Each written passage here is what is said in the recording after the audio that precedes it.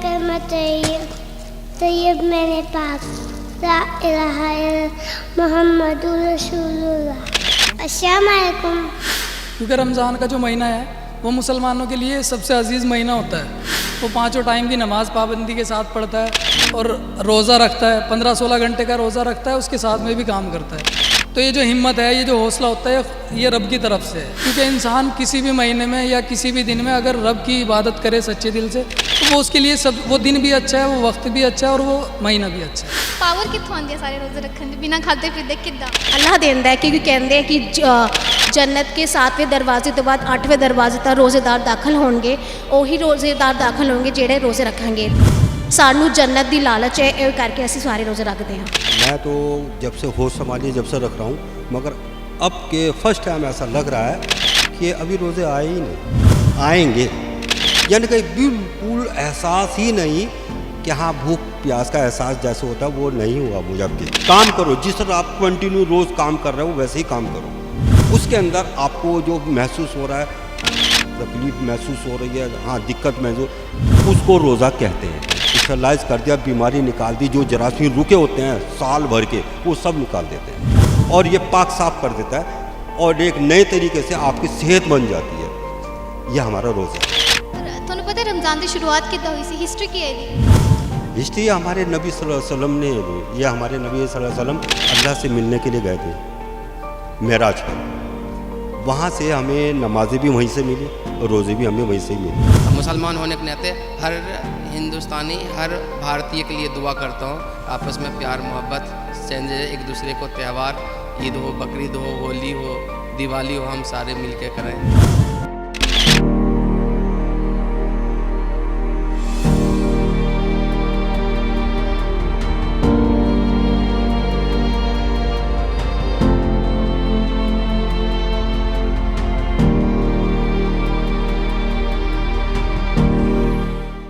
ਜਿਵੇਂ ਕਿ ਰਮਜ਼ਾਨ ਦਾ ਮਹੀਨਾ ਚੱਲ ਰਿਹਾ ਤੇ ਇਸ ਮਹੀਨੇ ਦੌਰਾਨ ਮੁਸਲਿਮ ਭਾਈਚਾਰੇ ਦੇ ਬੱਚੇ ਤੋਂ ਲੈ ਕੇ ਬੁੱਢੇ ਹਰ ਵਰਗ ਦੇ ਲੋਕ ਰੋਜ਼ਾ ਰੱਖਦੇ ਨੇ ਤੇ ਸਵੇਰ ਤੋਂ ਲੈ ਕੇ ਸ਼ਾਮ ਤੱਕ ਕੁਝ ਖਾਦੇ ਪੀਤੇ ਬਿਨਾ ਰਹਿੰਦੇ ਨੇ ਤੇ ਸ਼ਾਮੀ ਇਫਤਾਰ ਤੋਂ ਬਾਅਦ ਆਪਣਾ ਰੋਜ਼ਾ ਖੋਲ੍ਹਦੇ ਨੇ। ਇਸ ਦੌਰਾਨ ਉਹ ਅੱਲਾਹ ਨੂੰ ਯਾਦ ਕਰਦੇ ਨੇ ਤੇ ਇਹ ਮਹੀਨਾ ਬਹੁਤ ਹੀ ਪਾਕ ਮਹੀਨਾ ਮੰਨਿਆ ਜਾਂਦਾ ਹੈ ਮੁਸਲਿਮ ਭਾਈਚਾਰੇ ਲਈ। ਅੱਜ ਅਸੀਂ ਪਹੁੰਚੇ ਹਾਂ ਜਾਮਾ ਮਸਜਿਦ, ਜਿੱਥੇ ਅਸੀਂ ਲੋਕਾਂ ਨਾਲ ਗੱਲ ਕਰਕੇ ਦੇਖਾਂਗੇ ਕਿ ਉਹਨਾਂ ਲਈ ਰਮਜ਼ਾਨ ਦੀ ਕੀ ਮਹੱਤਵਤਾ ਹੈ, ਕਿਵੇਂ ਮਨਾਉਂਦੇ ਨੇ ਤੇ ਕਿੱਦਾਂ ਮਹਿਸੂਸ ਹੁੰਦਾ ਉਹਨਾਂ ਨੂੰ ਇਸ ਮਹੀਨੇ ਦੌਰਾਨ। ਆਪਾਂ ਹੁਣ ਬੱਚਿਆਂ ਨਾਲ ਗੱਲ ਕਰਕੇ ਦੇਖਦੇ ਹਾਂ ਕਿ ਰਮਜ਼ਾਨ ਬਾਰੇ ਉਹਨਾਂ ਦੇ ਕੀ ਵਿਚਾਰ ਨੇ। ਰਮਜ਼ਾਨ ਸ਼ਬਦ ਸੁਣ ਕੇ ਪਹਿਲਾ ਥੋਟ ਕੀ ਆਉਂਦਾ ਤੁਹਾਡੇ ਮਨ ਦੇ ਵਿੱਚ? रमज़ान शब्द सुन के पहला थॉट होता है कि मतलब ये अल्लाह का देन है कि हमें रमज़ान दिया, हम मतलब कि रोज़ा रख सकते हैं। इसमें कैंसर की बीमारी कम हो सकती है, जैसे बंदों को कैंसर होता है वो बीमारी कम हो सकती है। कुरान ने भी ज़ाहिर कर दिया है। ऐसा नहीं है कि रोज़ा रख के भूख लगेगी। और मैं ये कहना चाहता हूँ कि रमज़ान में रख के सिर्फ रोज़ा रख के बेड में लेटे रहने से कुछ नहीं हो सकता।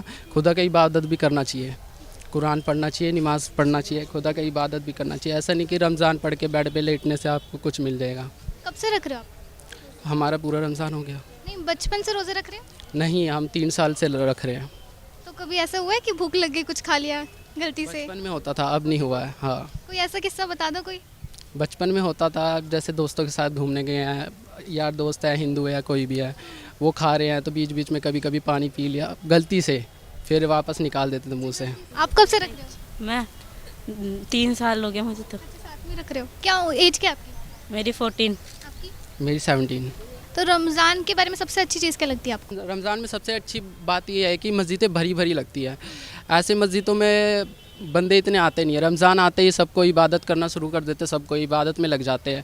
मैं ये कहना चाहता हूँ कि रमज़ान में ही क्यों इबादत में लगते हो, पहले क्यों नहीं इबादत कर सकते हो? जैसे 5 वक्त की नमाज़ होती है, आप लोग सिर्फ जुम्मा की नमाज़ पढ़ने चल जाते हो। 5 वक्त इबादत करना चाहिए ना। जैसे इफ्तार से आप रोज़ा खोलते हो तो इफ्तार में सबसे ज़्यादा क्या पसंद है, या कुछ बोलते हो, फरमाइश करते हो कि मम्मी बना दो ये? नहीं, इफ्तार तो शुरू हमारी खजूर से होती है, उसके बाद रोज़ा हो जाता है, बाकी फ्रूट्स। तो खजूर से क्यों होता है, इसका पता है कुछ रीज़न कोई?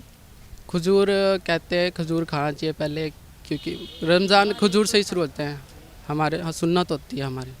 क्या नाम है आपका? मिफजल। क्या? मिफजल खान। आपको पता है अभी रमज़ान चल रहे हैं? पता है?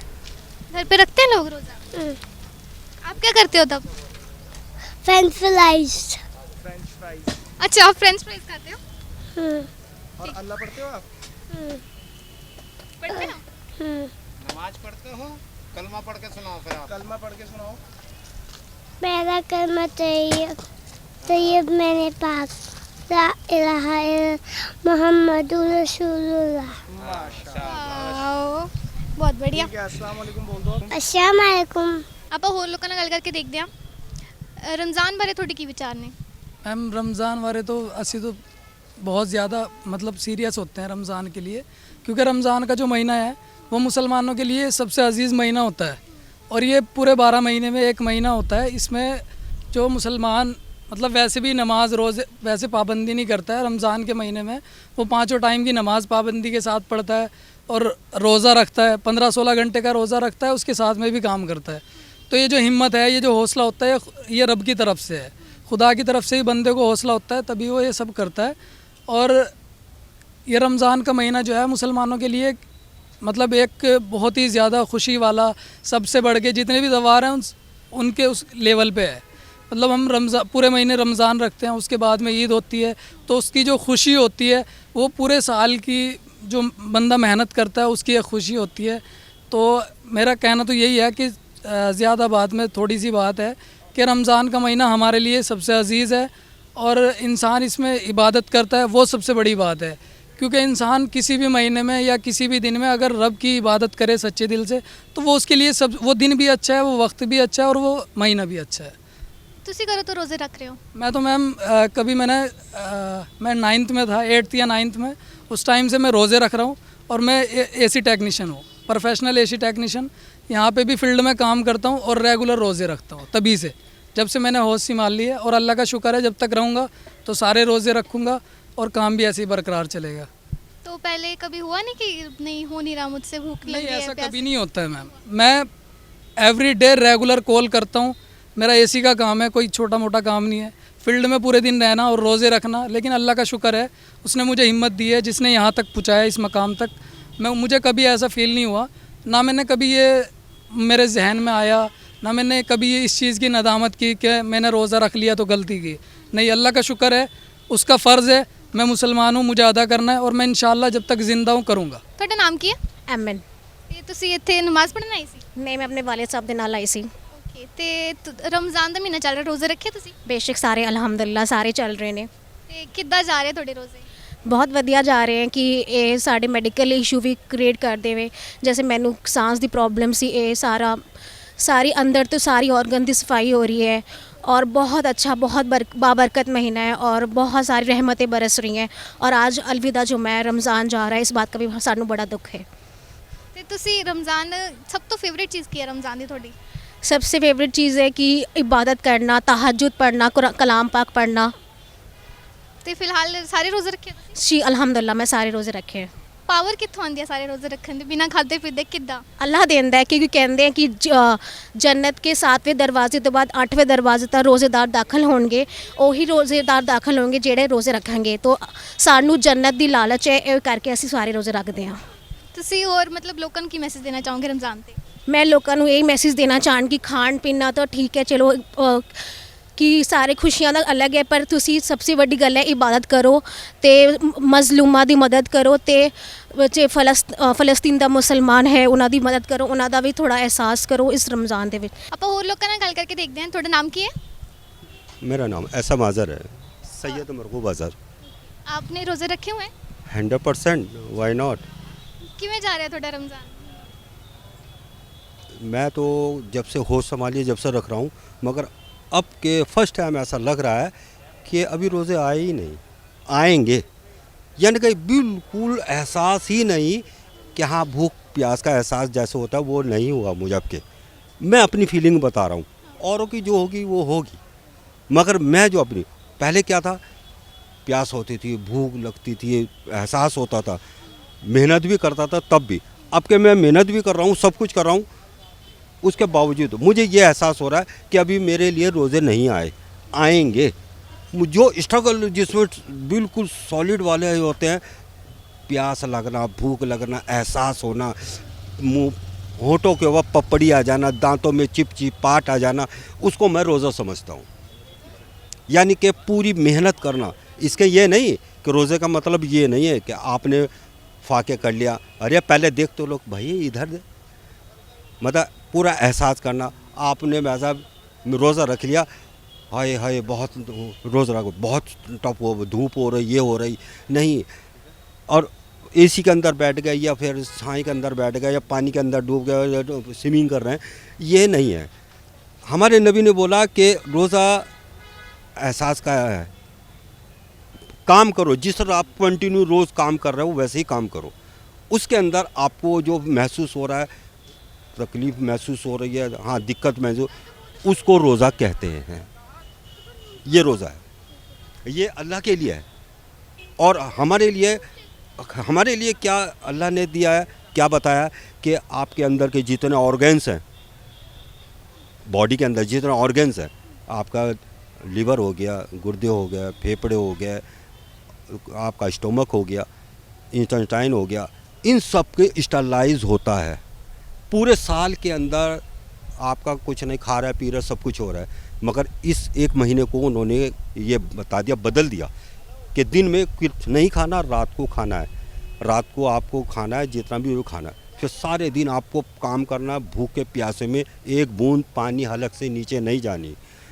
उसके अंदर स्टरलाइज होती है, हर जो ऑर्गन्स है उसको अच्छी तरह स्टरलाइज कर दिया, बीमारी निकाल दी, जो जरासीम रुके होते हैं साल भर के वो सब निकाल देते हैं, और ये पाक साफ कर देता है, और एक नए तरीके से आपकी सेहत बन जाती है।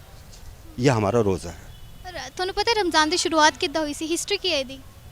हिस्ट्री हमारे नबी सल्लल्लाहु अलैहि वसल्लम ने, ये हमारे नबी सल्लल्लाहु अलैहि वसल्लम अल्लाह से मिलने के लिए गए थे मेराज पर, वहाँ से हमें नमाज़ें भी वहीं से मिली और रोज़े भी हमें वहीं से ही मिले। हमारे नबी सल्लल्लाहु अलैहि वसल्लम ही वाहिद हैं जो अल्लाह से डायरेक्ट मुलाकात करी, वरना औरों ने मुलाकात नहीं करी है, किसी ने भी नहीं। हज़रत ईसा ने, हज़रत मूसा ने, हज़रत याहिया ने, जितने भी हैं वो सब यहीं हैं, यहीं उनसे मुलाकात हुई। हज़रत मूसा से भी यहीं मुलाकात होती थी।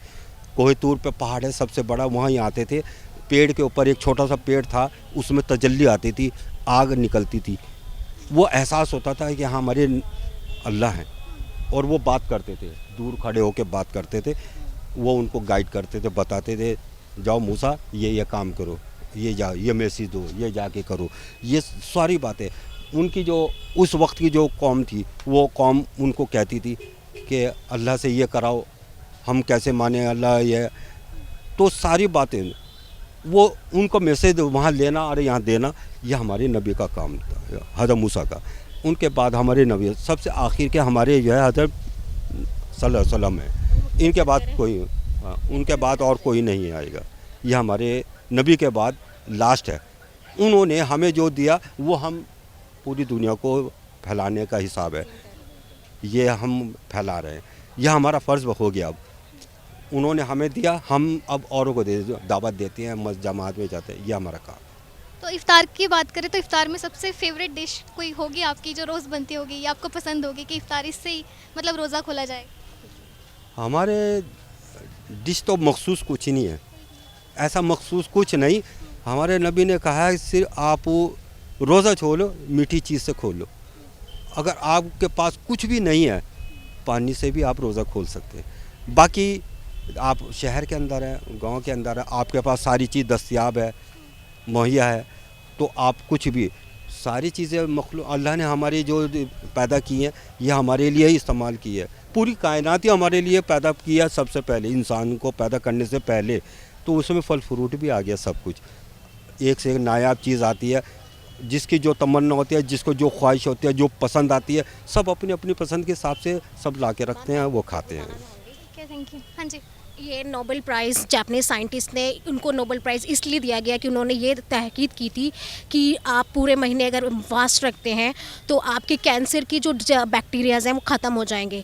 तो इस बात के लिए हमें कुरान में आज से 1400 साल पहले बता दिया गया था। तो इस बात के लिए एक जापानीज़ साइंटिस्ट को अगर नोबेल प्राइज़ मिल सकता है, तो अब मेरा यही मैसेज है लोगों को कि कुरान समझ कर पढ़ें। कुरान को ये नहीं कि आपने रमज़ान में इतने कुरान ख़त्म करने हैं। सबसे अच्छी किताब, मैं लॉ की बुक्स भी पढ़ती हूँ, मैंने बहुत बुक्स पढ़ी हैं, लेकिन मुझे कुरान से बेहतर इस दुनिया में कोई किताब नहीं लगी। Thank you so much. महीनों से अगर पढ़ेंगे ना, आपको सारी पूरी डिटेल, कोई भी मसला है आपको कुरान से मालूम हो जाएगा। एक साइंसदान, अभी एक बात बताऊं, अभी ताज़ी बात है,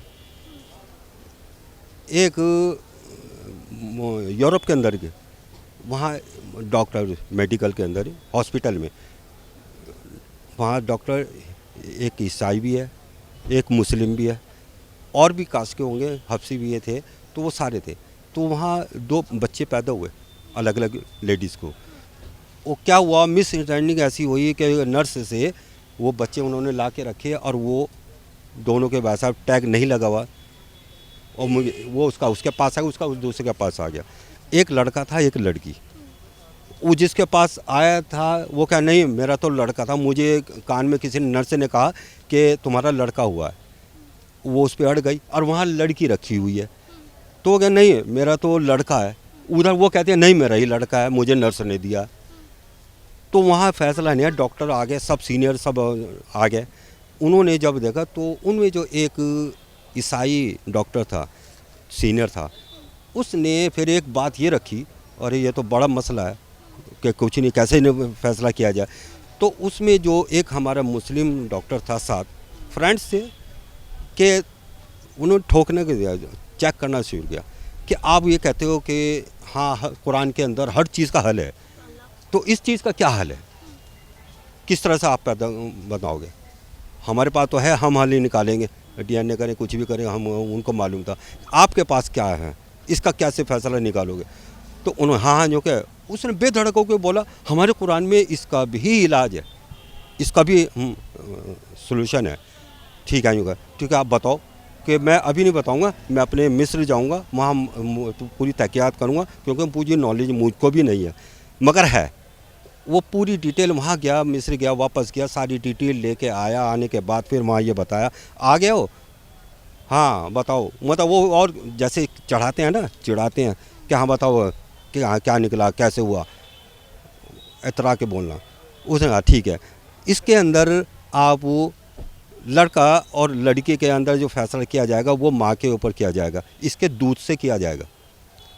जो लड़के का माँ है उसके दूध भारी है, वज़नदार होगा, और जो लेडीज़ का दूध है, बच्ची जिसके हुई है, उसका हल्का दूध होगा। तो उन्होंने वैसा उस चीज़ को देखा, वहाँ से जाके उसने माइक्रोस्कोप से देखा, चेक किया, वज़न का भी हिसाब देखा और सेल्स का भी हिसाब देखा। तो सेल्स के अंदर जब उन्होंने देखा कि वाकई, तो उन्होंने जब ये किया, सारी डिटेल निकाली, तो वज़न के अंदर भी और जो पावर के हिसाब से भी वो हर चीज़ लड़के की ही ज़्यादा आई। तो उन्होंने जब ये देखा, फाइनल ये हुआ कि हकीकत है कि हाँ ये लड़का इसी का ही है, जो कह रही थी हकीकत में उसी का हुआ, और लड़की फिर उसकी थी। तो उसको जब DNA किया, DNA के बाद उन्होंने डिटेल देखी, तो चौंकाने वाला हिसाब कि हाँ ये ही हकीकत है। तो वो उसी वक्त मुसलमान हो गया कि मैं ईमान लाता हूँ। तो रमज़ान के बारे में हम और लोगों से बात करके देखते हैं। तो सर आपका नाम क्या है? मुफ्ती अब्दुल गफूर। आप कब से रोज़े रख रहे हो? आज 25 दिन हो गए। आपने शुरुआत कब की थी रोज़ों की, मतलब बचपन में कब से शुरू किया है? अच्छा, बचपन में तकरीबन 9 साल की उम्र से, 9 साल की उम्र से आज 55-60 के करीब उम्र हो गई, तब से रोज़ा है। कभी मुश्किल नहीं हुई? बस गर्मी के मौसम में थोड़ी सी मुश्किल होती थी, उसके बाद से तो ठीक है, बहुत कोई दिक्कत नहीं है। असल में रमज़ान क्या है? मतलब रमज़ान असल में इस्लाम का ये ऐसा त्यौहार है, ये ऐसा पर्व है जिसमें कि 30 रोज़े रखे जाते हैं, और इसमें एक दूसरे के साथ हमदर्दी सिखाया जाता है, एक दूसरे के साथ मोहब्बत सिखाया जाता है, एक दूसरे के दुख दर्द के समझने का इसके अंदर एक पैगाम है, और एक दूसरे को संदेश देता है इस बात का कि ये इस्लाम एक दूसरे के दुख दर्द को समझकर उसकी मदद करने का महीना है। तो ये सारे चीज़ों को मिला करके अगर देखा जाए तो इस्लाम में रोज़ा का बहुत बड़ा महत्व है, बहुत बड़ा इसकी अहमियत है, और इसी अहमियत के पेश नज़र आज इस्लाम में इस रोज़े को सब लोग बड़ी मोहब्बत की निगाह से देखते हैं, बड़ी अहमियत की निगाह से देखते हैं, और अल्लाह के यहाँ ये महीना इस्लाम के एतबार से और रोज़े के एतबार से सब्र का महीना होता है, जिसमें कि इंसान अपने मुसीबत को अपने परेशानी को बर्दाश्त करके दूसरे की परेशानी को समझने का मौका मिलता है। और ये चीज़ें किसी और त्यौहार में, किसी और चीज़ में, इस्लाम का हर त्यौहार इसी का सबक देता है, यही पैगाम देता है कि इंसान एक दूसरे से मोहब्बत करे, एक दूसरे को अमन का संदेश दे, एक दूसरे के दुख दर्द को समझे, एक दूसरे के मुसीबत में शरीक हो। और इसमें मज़हब का कोई भी ये नहीं है, मज़हब से ऊपर उठकर इंसानियत ऐसा मज़हब है जिसके साथ हमारा ये इस्लाम, ये रोज़ा और उनके साथ हमदर्दी करने का हमें सबक देता है, पैगाम देता है, संदेश देता है। तो इस रमज़ान के महीने के दौरान जो आपके आस पड़ोस में रहते हैं और धर्म के लोग हैं, तो उनके द्वारा आपको कोई स्पेशल ट्रीटमेंट दिया जाता है, कुछ खास, या आप लोग इफ्तारी पे बुलाते हो या आपके लिए इफ्तारी का अरेंजमेंट करते हैं, ऐसा कुछ? हाँ, उसमें यह है कि हम अपने आस पड़ोस के ऐसे आदमी को जहाँ ये समझते हैं कि उनके पास अगर है भी तो एक मोहब्बत के नाते, है ना, उनके पास हम अफ्तारी का सामान भेजते हैं, वो हमारे पास भेजता है।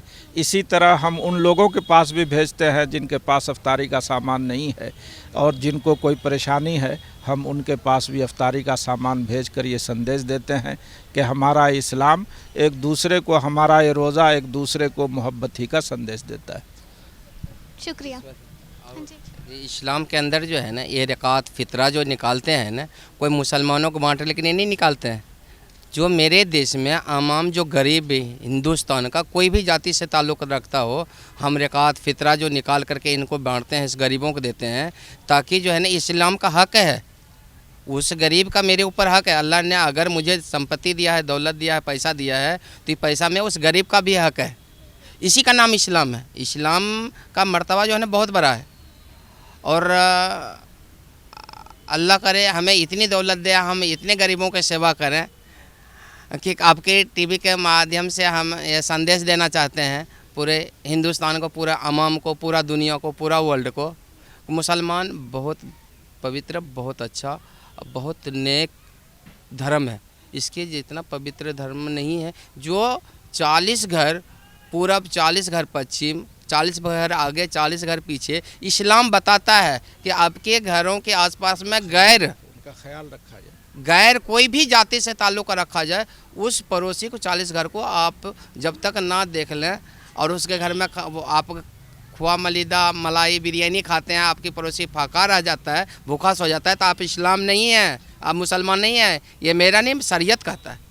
आप मैं तो अल्लाह से दुआ करता हूँ, मुझे तो गर्व है कि अपने आप को कि मैं मुसलमान घर में पैदा हुआ हूँ, और मैं मुसलमान होने के नाते हर हिंदुस्तानी, हर भारतीय के लिए दुआ करता हूँ। आपस में प्यार मोहब्बत चेंज, एक दूसरे को त्यौहार, ईद हो, बकरीद हो, होली हो, दिवाली हो, हम सारे मिल के करें।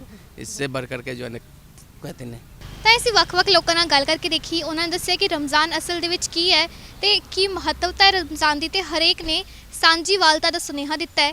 ਹਰੇਕ ਨੇ ਕਿਹਾ ਕਿ ਜ਼ਰੂਰੀ ਨਹੀਂ ਹੈ ਕਿ ਇੱਕੋ ਧਰਮ ਇੱਕ ਤਿਉਹਾਰ ਦੇ ਵਿੱਚ ਸ਼ਮੂਲੀਅਤ ਕਰਨ, ਹਰੇਕ ਧਰਮ ਹਰੇਕ ਤਿਉਹਾਰ ਮਨਾ ਸਕਦਾ ਹੈ। ਤੇ ਇਸ ਤਿਉਹਾਰ ਦੇ ਦੌਰਾਨ ਉਹਨਾਂ ਨੂੰ ਸਭ ਤੋਂ ਵੱਡਾ ਸਿਖਲਾਈ ਇਹ ਦਿੱਤੀ ਜਾਂਦੀ ਹੈ ਕਿ ਜ਼ਰੂਰਤਮੰਦਾਂ ਦੀ ਮਦਦ ਕੀਤੀ ਜਾਵੇ। ਕੈਮਰਾ ਪਰਸਨ ਨਿਤਿਨ ਦੇ ਨਾਲ ਮੈਂ ਸੁਪ੍ਰਿਆ।